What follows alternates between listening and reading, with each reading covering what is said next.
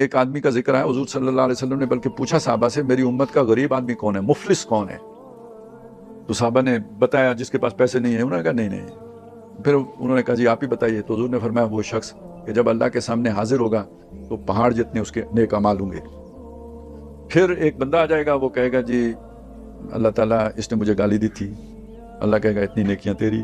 دوسرا کہے گا اس نے مجھے تھپڑ مارا تھا، اللہ کہے گا یہ نیکیاں تم لے جاؤ.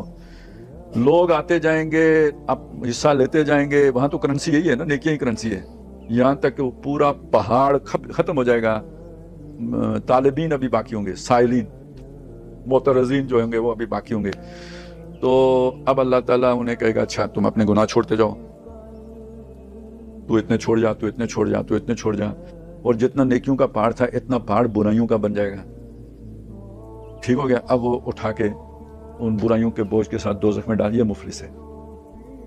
اب آپ مجھے بتائیں اگر اللہ تعالیٰ میری آج کی غلطیوں کو ڈیفر کر کے آخرت میں یہ والا کام کرے وہ بہتر ہے، یا یہ کہ اس کے بدلے میں آج مجھے بخار ہو گیا، آج کوئی حادثہ ہو گیا، آج کوئی پریشانی آ گئی، کوئی دکھ پہنچ گیا، وہ بہتر ہے؟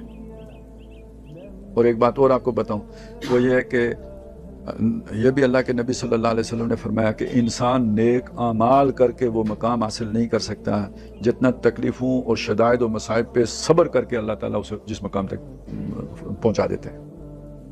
اب بتائیں خیر ہے یا نہیں ہے؟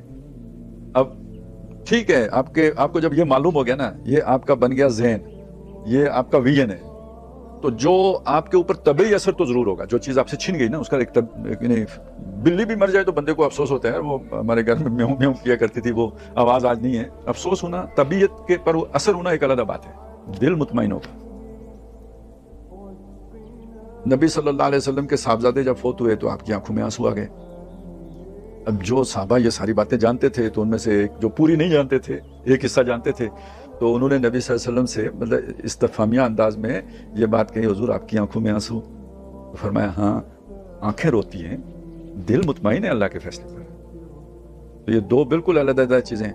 اب آپ اسے سمجھ لیجئے اس بات کے ساتھ. کس بات کے ساتھ؟ یہ جو 3 دن کے سوگ کی اجازت کا جو ہے نا معاملہ ہے، یہ اپنے آپ کو 3 دن کے اندر سنبھالو. بات اس سے آگے گئی تو گویا یہ ایمان کی کمی یا اس معرفت کی کمی کا جو ہے نا یہ شاخسانہ ہے.